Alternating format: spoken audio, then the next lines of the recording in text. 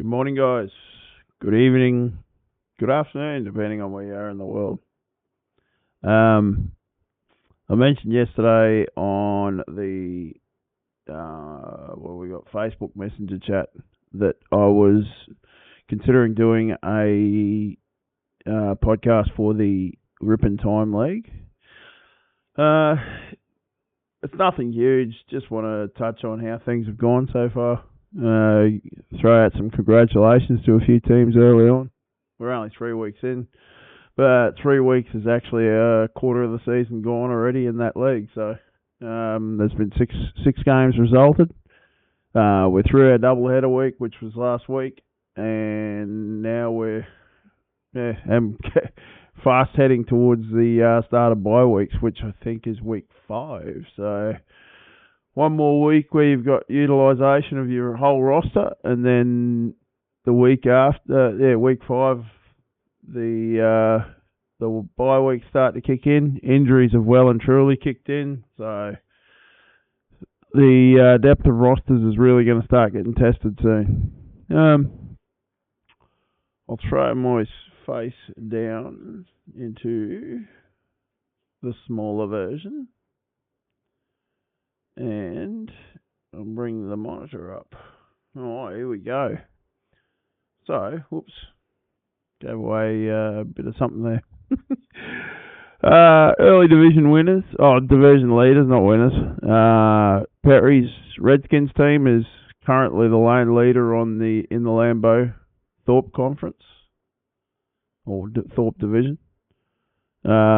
Jake and Jared and Robbie are all tied for the lead in the Hudson Division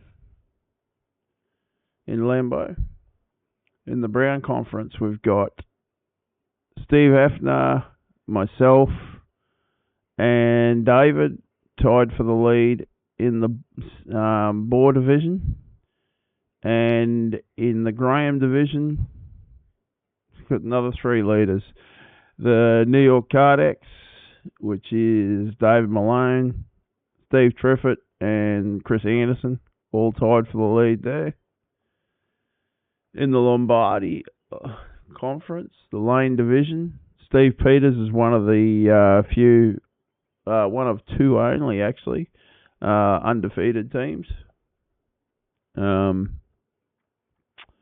Here's the other one, also in the Lombardi Conference, in the Unitas Division, the Hartford Blues for Spirit. He started off 6-0. In the Hallis Conference, Nagurski Division, we have a lone leader in the Chicago Cardinals for Mike Matheny. And in the Hallis Conference also, the Grange Division, the LA Dons, the Buffalo Bison, and the Frankfurt Yellow Jackets, all at 5-1 in a brutal division, and what looks like a pretty brutal conference actually. All right. What I'm actually doing the podcast for is this guy here. All right. So I've done a spreadsheet up using the all-play record. Now, the best part about this setup for this is the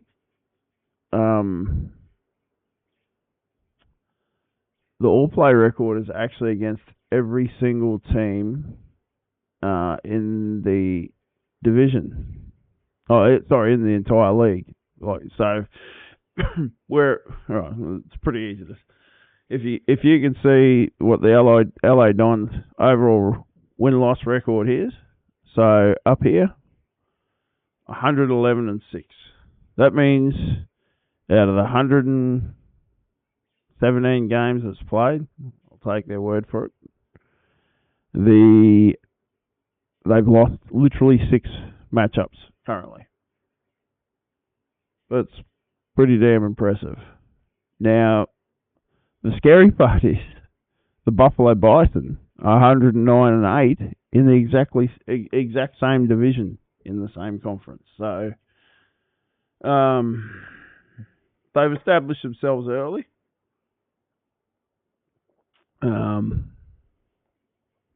But I know I had the LA Dons as one of my two favourite teams in the entire league in the preseason rankings. They were definitely not an exact science. I don't know. I can't remember where Buffalo were in it. But yeah, 111-6 is a very impressive start. 3 teams in the top 5 for the Hallis Conference. Something, a common denominator.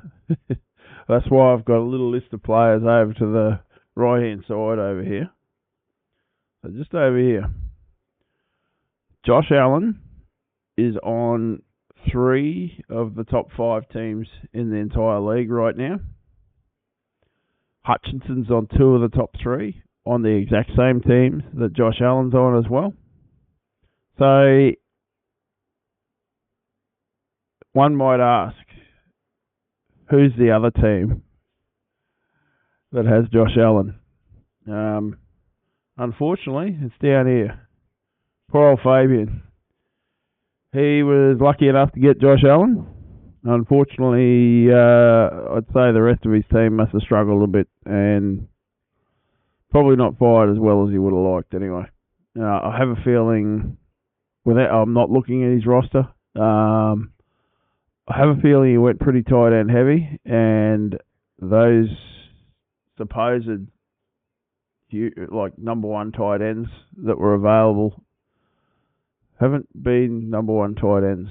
Well, certainly not dominant anyway. So, tight end numbers are down. Point scoring, for the most part, is down. Fantasy production is down. It's pretty weird season so far. Anyway, so I did have a bit of a comparison there just to see what players look like they were making the biggest impact on their teams early on. Obviously, Kamara had that 4 or 5 touchdown performance against the Cowboys a couple of weeks ago. But I also wanted to see how sustainable this might be. I expected Brian Branch to be pretty high scoring. I expected Josh Allen to be pretty high scoring. I expected Hutchinson to have a good season. So I don't know if I would have expected an 80-point performance in amongst it. So he's definitely gotten off to a good start there. Jefferson's one that's in a lot of the teams there as well that I've listed in the top 10. Malik Neighbours has gotten off to a great start to his NFL career. Who'd have thunk he could have pulled that off with Daniel Jones throwing him the ball, but it's working so far. As a Neighbours owner in a couple of leagues, I like it, but we'll see if we can keep going. Eventually teams will probably start to lock down on him and try to eliminate him from the game, which could turn ugly for DJ again in a hurry.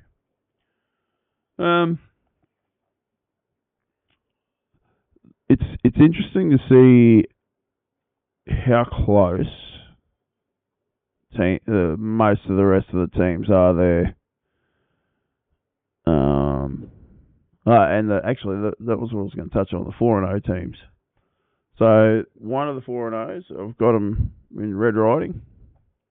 The Boston Redskins team, so one of Steve Peters' teams, sits there 7th overall on the all-play record with a 6-0 record. Has scored pretty solidly. And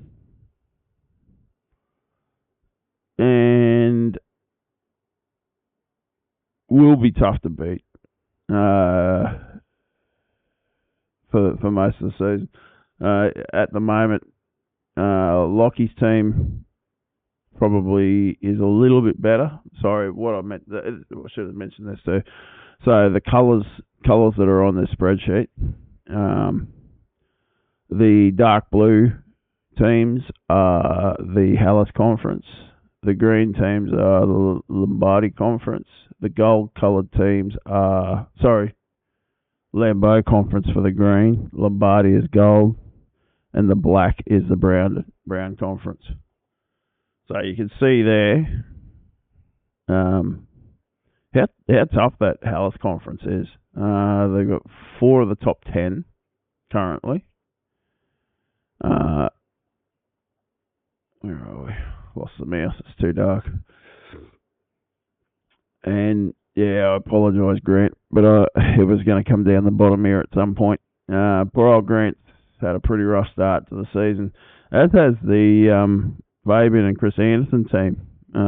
Not started well at all. Matty Boric, definitely not definitely not accustomed to be sitting down here in the rankings this early in the season, and Zach Klein and Gordon and Ricky, they both went pretty young strategy. So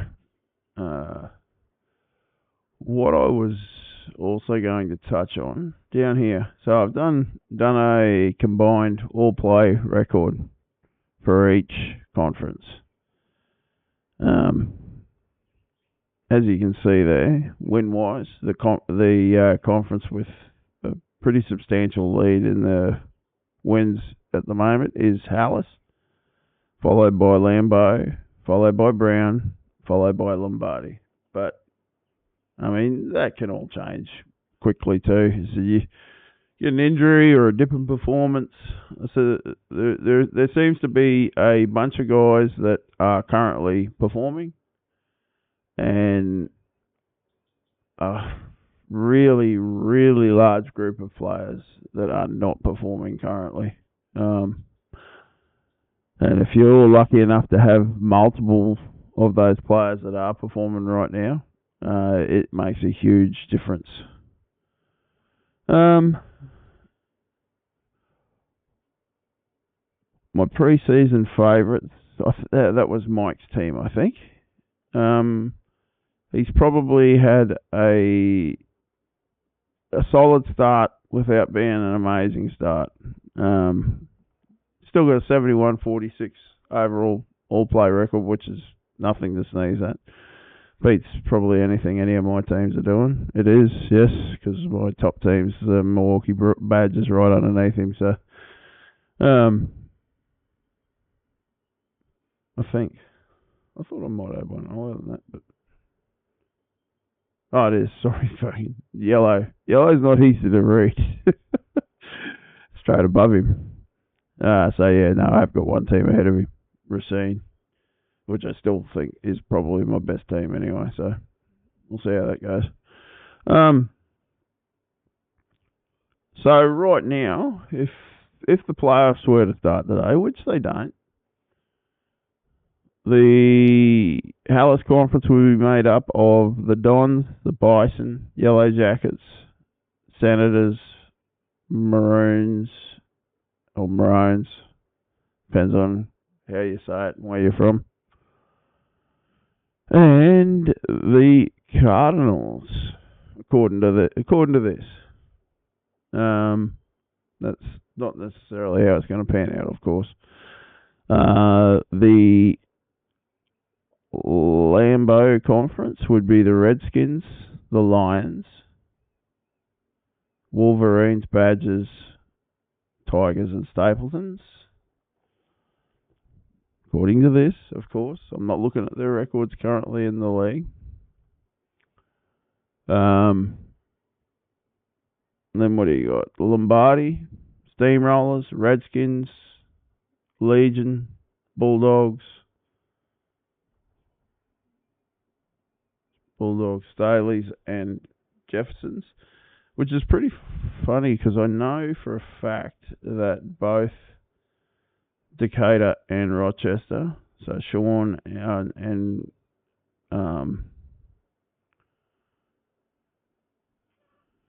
Sean, what am I doing? Sean and Byron's team, sorry. I was freaking having a brain fade.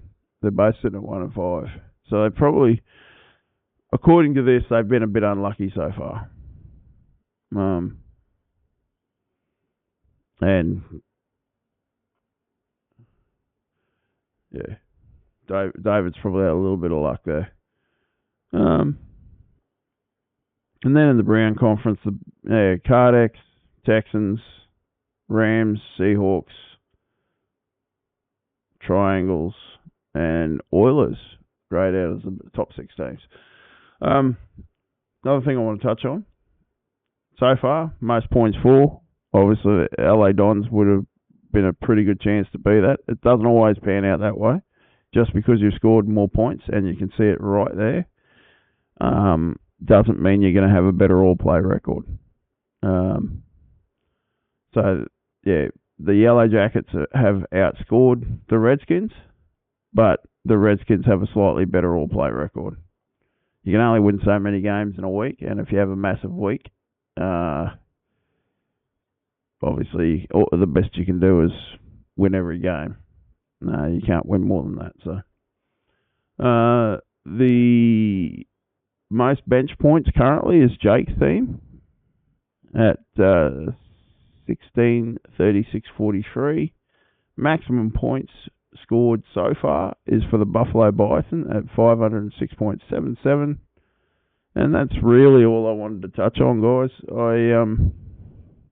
A bit of fun. I just wanted to sort of see whether there were some things in the league, or at least some common things that were happening in the league that were making teams at the top what they are. And there is. You see there's a group of players in those teams that currently are standouts in the NFL. Now, whether that stays that way, I don't know. We've got a long way in the season to go. 9 weeks in this league, and yeah, a couple more weeks generally in others. But good luck the rest of the season, guys. And yeah, thanks if you watch it. Thank you.